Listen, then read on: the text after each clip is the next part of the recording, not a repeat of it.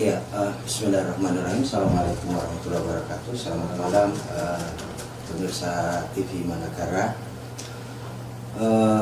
Memang ini menjadi isu nasional ya. Selain jadi isu nasional, sebenarnya COVID-19 ini jadi isu internasional. Sebenarnya ini menjadi pandemi global. Dan saya rasa semua kita ya sudah mengetahui lah secara detail bagaimana bahaya ini COVID. Nah, terkait dalam hal pilkada,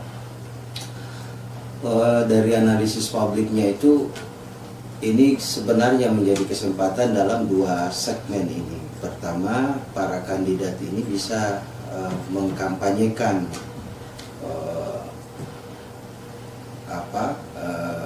praktek new normal itu ya ke dalam sistem sosial politik kita.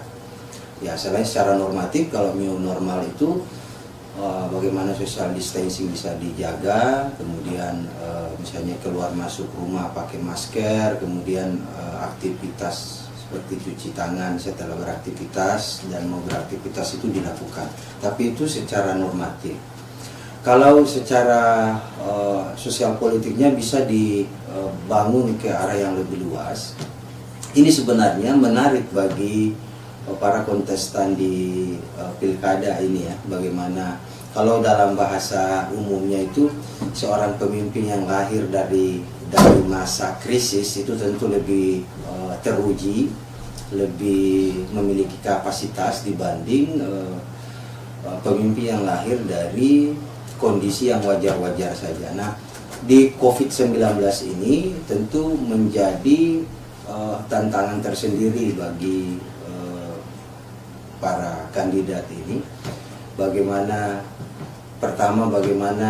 membangun optimisme kepada masyarakat bahwa kita secara kolektif bisa keluar dari polemik atau cobaan pandemi COVID-19 yang hampir semua sektor itu lumpuh ya. Pendidikan kita, kesehatan kita, ekonomi kita, sosial budaya kita, ini semuanya terganggu oleh pandemi COVID-19. Nah, ini yang saya sebut sebagai tantangan tersendiri bagi para kandidat itu. Jadi para kandidat misalnya di sini itu bisa menjadi ujian ya. Bagaimana kondisi krisis kita dalam segi ekonomi ini dijadikan sebuah wawasan strategi, menjual visi misi dan lain-lain. Kita tentu menyadari betul hampir tidak ada sektor ekonomi kita yang terganggu ya. UMKM kita saya rasa mungkin 40-60%-nya itu berjalan mundur.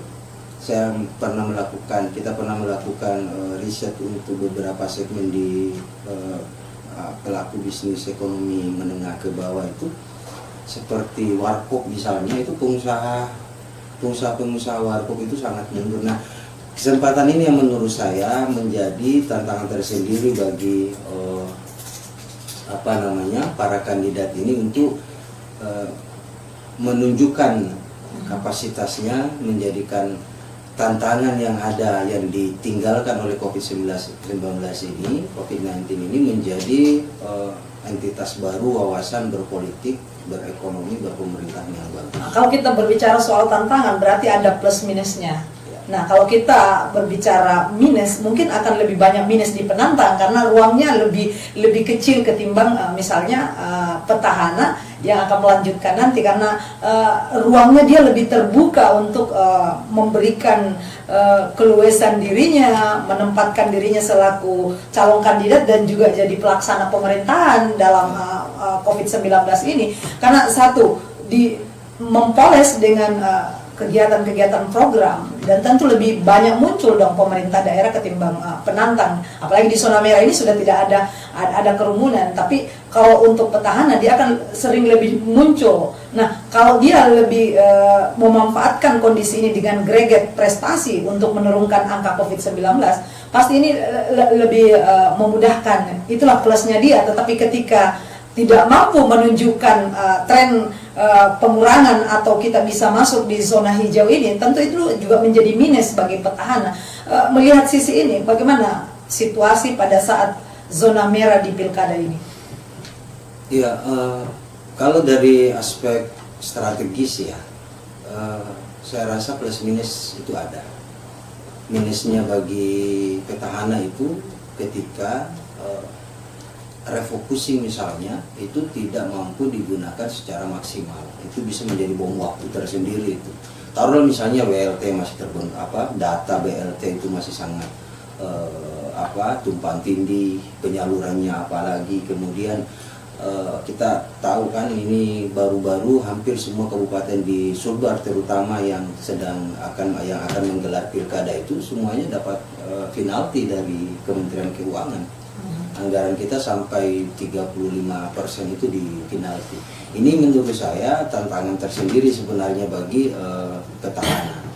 Yang kedua untuk penantang, di atas kertas sebenarnya penantang ini situasinya tidak pada bagaimana membuktikan kinerja, karena kan namanya penantang itu belum bisa memberikan prestasi, tapi prestasi yang bagus maksudnya ya dalam peluang kerja, misalnya dia misalnya dalam pemerintahan itu penantang itu memang tidak bisa di situ. Tapi yang bisa dilakukan adalah yaitu tadi bagaimana problem-problem sistemik yang ditimbulkan oleh COVID-19 ini, baik dari ekonomi, politik, sosial, itu mampu didesain dalam sebuah solusi program ya, yang kemudian bisa diturunkan ke dalam program-program strategis dalam kampanyenya, saya rasa. Jadi kalau dilihat plus minusnya kembali di